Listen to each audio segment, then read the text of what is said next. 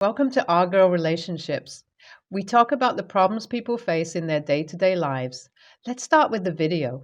Some may say I'm horrible for doing this, but it serves Bertha right.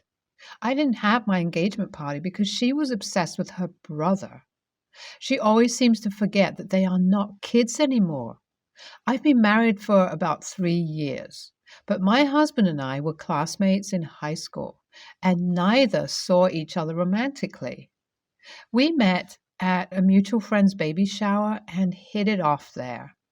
I had never noticed him when we were in school. He was a nerd that few noticed, and I was one of the popular ones. I thought he was cute at the baby shower, but I didn't recognize him until he came to me and spoke as if he knew me. I was embarrassed by the little incident. He had cleaned up nicely. Honestly, I'm just being modest. He was hot. His twin sister was a pain in the ass, though. Apparently, she disapproved of our relationship. I had no idea why at first until she tried to set her brother up with a girl she approved of, even though we were in a serious relationship. She asked him to go out with her for lunch, which he did. He wasn't aware that it was a double date with herself, her boyfriend, and the girl she wanted her brother to be with. I remember Liam being so pissed after and narrating the story with so much disgust. He was polite, so he explained to the girl that he was in a serious relationship that was moving towards marriage. He wished her luck with finding the love of her life because he had found his. I wanted to confront Emma and throw her some punches, but I decided she wasn't worth my time. I had Liam all to myself, and there was nothing she could do about it. As time went on, I realized that she was threatened by me. She had never seen her twin brother so in love and attached to someone else. Before me, she got all the attention, so she was scared that I was taking her brother away. That made no sense to me because it's not like she could date him or have kids with him. She also had her own boyfriend, and Liam was perfectly okay with it. I guess she hasn't loved the way Liam loves me. So it terrifies her. The rest of the family was amazing. They adored me and would often defend me when Emma was acting funny. All hell broke loose the day Liam proposed to me. She gave everyone a stink attitude, and anyone who crossed her path that day was in for something. I couldn't even be bothered as it was one of the happiest days of my life. Liam had planned the surprise so perfectly. I knew he would propose because we had talked about it a lot. We both knew we wanted to get married. I just didn't know how he was going to do it. Several times I would suspect him because he was planning something for me, but it would turn out to be one of his many loving gestures, no ring, so I just stopped trying to figure it out and just went with the flow. He finally did it in the cutest way ever. We had planned that it would be more intimate when he popped the question, but then we would have an elaborate engagement party. We set the date and got into planning. Every single thing was perfect and exactly how it was meant to be. My sister-in-law wasn't there while we were putting everything in place. Honestly, it wasn't a surprise to me and I didn't care. On the day of our engagement party, my fiancé got a call that Bertha had been in a domestic accident. She said it happened while preparing to come for the party and there was a fire at her house. I couldn't expect my husband and his family to behave like they hadn't just heard that their daughter was in a fire. If there was no groom and groom's family, there couldn't have been an engagement party. We all left everything to go to her house, which was stupid and expensive prank. The whole family was annoyed at her. They couldn't believe she would play with such a thing and ruin her brother's engagement party. I had never met someone as selfish and arrogant as her in my entire life. She thought that the whole world revolved around her. She made us waste so much money on an engagement party that didn't happen. Sister-in-law is getting married in a month, and I will get my revenge with a prank. I'll do what she did to me, except this time it would be on her wedding day. She loves everything to go her own way, and once she has an idea in her head, she won't let it go. I overheard her speaking to her best friend some months back about the venue she wanted for her wedding. She gave many reasons why she loved the place, even though there were more extravagant venues. That was when I hatched my plan. I told her family that she wanted a different venue but couldn't afford it. That's why she picked a different one.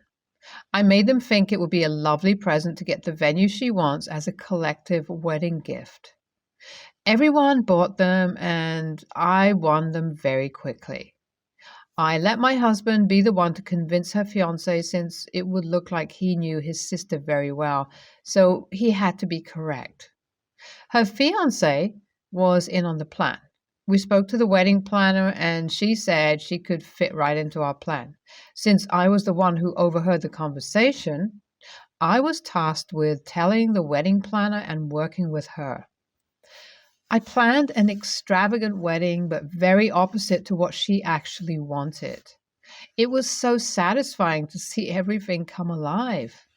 Bertha and her best friend were kept in the dark because if her best friend knew, Bertha would find out. Planning has been going amazingly. At this point, I wonder if this is really revenge because it looks good. Only it's just not what Bertha wants at all. So I think she would be pissed. Well, I hope she is. We also moved the time 2 hours later so she could go to the venue and no one would be there. That's where my revenge really is. That time, when she feels like everything has fallen apart, she can't find her groom or any guests. I can imagine all the thoughts that would roam her mind. Did I mention I'm also on her bridal train? Her mom forced her to include me, which is perfect for my plan. I'll see her reaction when she goes to the old venue. The wedding is in a few days, and all the guests have been informed of the venue. Her cake is different from what she wants and her decorations. I persuaded the event planner because she is our cousin, so this is a family affair, and she is rendering her services for free. No other event planner would have agreed to do this because they could get sued by the bride. I'm getting cold feet, but it's too late to back down now. I can't help but wonder what my husband and his family would do when they found out the truth. I was so consumed with giving her the opposite of what she wanted, so little Miss Perfect could get a taste of her own medicine. I'm not usually like this, but it's the many years of insults and hurtful things she did to me, especially when she made my husband and I get into a huge fight that caused me to go through with this. One night, I was having a pleasant time with my husband, and I almost told him, but couldn't bring myself to do it. If I had told him, everyone would know, but no plans were changing at that time because it would have been too late. Plus, I actually enjoyed planning the exact opposite of what she wanted. Her tastes and mine are so different sometimes that I wonder what goes on in her head. Wish me luck. I'll need lots of it these next few days. I got my perfect revenge. All hell broke loose. It was pretty bad. If she could kill everybody, she would have. I had no remorse because she charged at me and made it seem like I was the most horrible person in the world. This is tiny compared to what my husband and I went through because of her. The best part was that her other siblings were on my side. They confessed to me that they figured I was lying but didn't say anything because they thought she deserved it. It was funny to my husband and not really a big deal because I still planned a lovely wedding, just not what she wanted. Her parents kept a neutral ground, but I could tell they were not upset with me. If they had sided with me, there would have been more trouble. Bertha cried her eyes out, and when she was done, she wanted to come to fight me, but my husband restrained her and told her to go get married. She insulted me and said many horrible things, but I didn't say a word. I was getting my satisfaction by watching her be so worked up on her special day as she did to me. It was a lot of drama. Thank God I pushed the time. I was considerate enough so she could get a hold of herself and decide if she still wanted to get married. The only people I knew I owed an apology to were her fiance and my husband. I didn't like lying to my husband, but I did and made him deceive Bertha's fiance without knowing. Before the end of the night, they got their apology. Bertha's fiance said he wasn't upset and was happy she didn't cut his head off for not telling her what was happening. My husband couldn't believe I pulled it off. He teased that I had no bad bone in me, so he made a joke about him being sorry that he corrupted me because I could plan and execute my revenge. AIHA? Probably am, but I enjoyed every bit of it. YTA, I can't believe you would play with someone's wedding day like that. You just behave like her. So stop complaining that she is this horrible person because you are like her too. NTA serves her right. Her siblings knew and didn't say anything, so she must really be a pain in everybody's ass. At least you still went through the trouble of planning a lovely wedding. If it were me, there would have been no wedding. I said what I said. NTA, I don't like girls who think they're entitled to their brother's love. I dated a guy who had a sister like her, so we broke up. He had to choose between his sister and me, and I guess our bond wasn't as strong as I had thought. My son, Ollie, is a senior and on ASB. They had organized a homecoming pep rally scheduled for this Friday. They've been preparing for a long time. There is a dance routine and a teacher versus student basketball game. Last week, Ollie tripped over a chair during the night and tore a ligament in his ankle. Obviously, he can't participate in the rally. They can't really continue with the program as planned with my son out. They really tried. The teacher in charge asked other seniors if they wanted to take my son's spot, but they declined because they didn't want to look stupid during a dance routine with 4 days prepped. That's when my 11-year-old son, Brian, said he wished he could take his brother's place. I thought about that and realized it was actually a good idea. He does a lot of gymnastics and picks up on choreography quickly. I had a talk with Ollie, who wasn't sure. I spoke to the teacher, who asked my son to do some of the choreography, and he impressed her. She said she would talk to the other students about Brian taking the spot of Ollie. The students thought the idea would be funny, and everyone agreed to it. My son would actually be paired with Ollie's girlfriend. The teacher told me that the rally is scheduled towards the end of the day on Friday, so Brian would have to miss 3 classes, 2 for prep and 1 for the rally. I spoke to 2 and they were fine with it. Whatever work they do on Friday can be made up on Monday. The third teacher, language arts, said she wasn't okay with his skipping class to go to a rally at the high school. That's not a valid excuse to miss class, so she won't let him make up a test that she was going to schedule. He would have to get a 0. I told her that it's not like he's skipping school to go to the park. If 2 teachers and the high school is okay, then why can't she? She said she doesn't play favorites. I told her it's not playing favorites. It's being reasonable. Would she have me just lie? She said, of course not, but that's her rule. I said, we'll leave it at that. I decided it wasn't worth this much drama, and my son getting a 0 on a test in the 6th grade wasn't going to ruin his life. I could be a dad dick and go over her head, but I won't.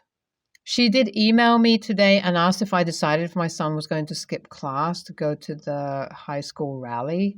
I replied he's skipping class because he has a doctor's appointment, so he'll make the test up per her rules. What is she going to do? Leave class to see if he's dancing in the rally? LOL.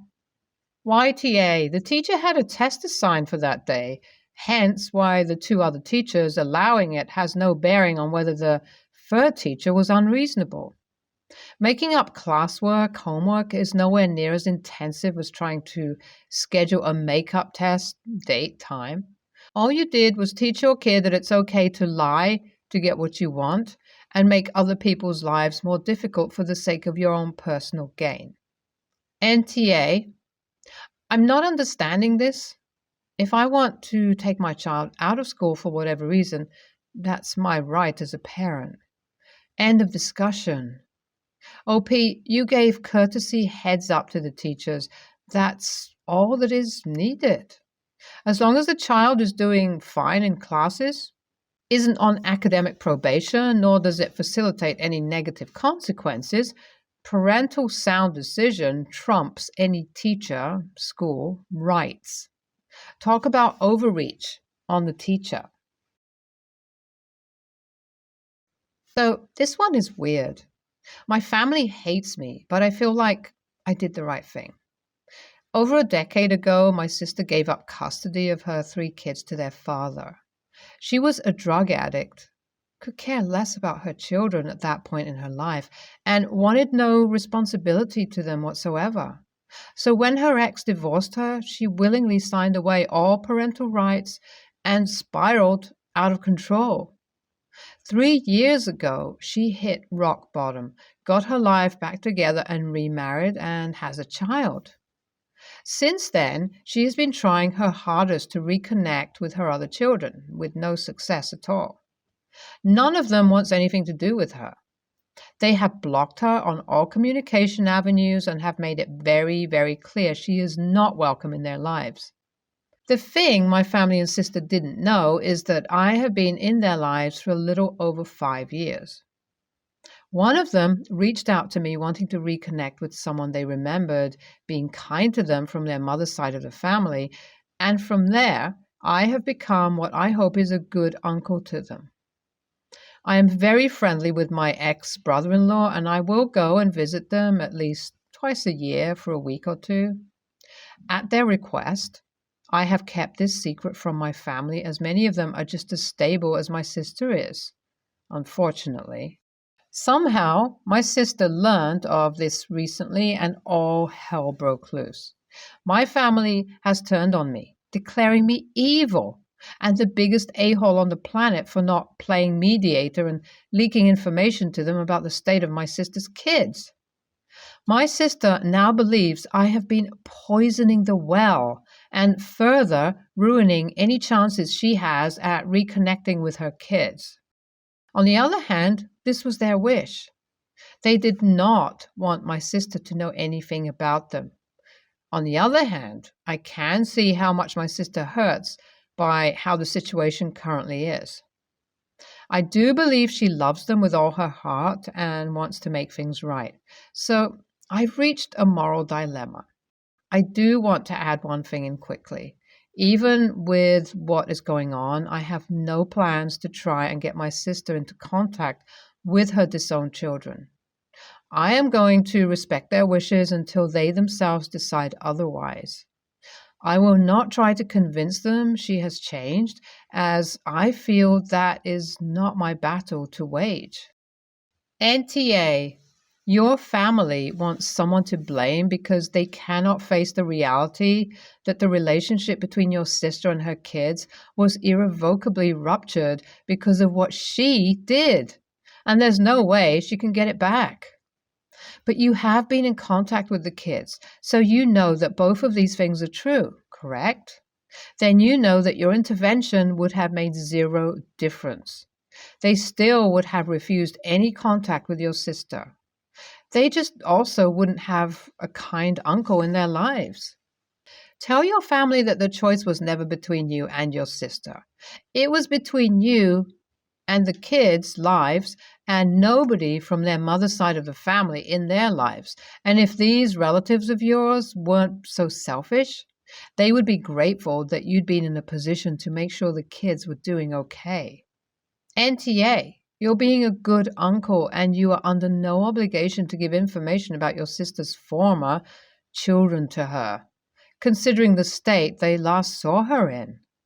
I think at this point, if you honestly feel like your sister is better and like it would be good for the kids, her to communicate, you should express that sentiment to the kids and ex brother in law. That said, I'm a little suspicious that your sister's first reaction was rage rather than seeing the amazing opportunity presented to her. That there's someone in her kids' lives that they trust who could set the foundation for her at least speaking to them again. It's up to you how to play it, but as long as you're doing whatever is best for the kids, you're NTA. NTA, the only problem I have with your story is the following. So I've reached a moral dilemma, not to my mind. You've been a good uncle to children who needed it. Furthermore, you've done this on their terms. As the child of addicts myself, I know those kids went through hell and back. You show them that you respect their wishes and that you are someone they can trust. My suggestion, let the kids and or brother-in-law know that the mother is now aware of the relationship you have with them. Reiterate that you have no intention of talking to their mom about them. Toxic families like yours and mine can't stand to see others have pretty shiny things. In their case, a healthy relationship outside their control. I wouldn't be surprised if one of your family members tried to alienate you from those kids with lies.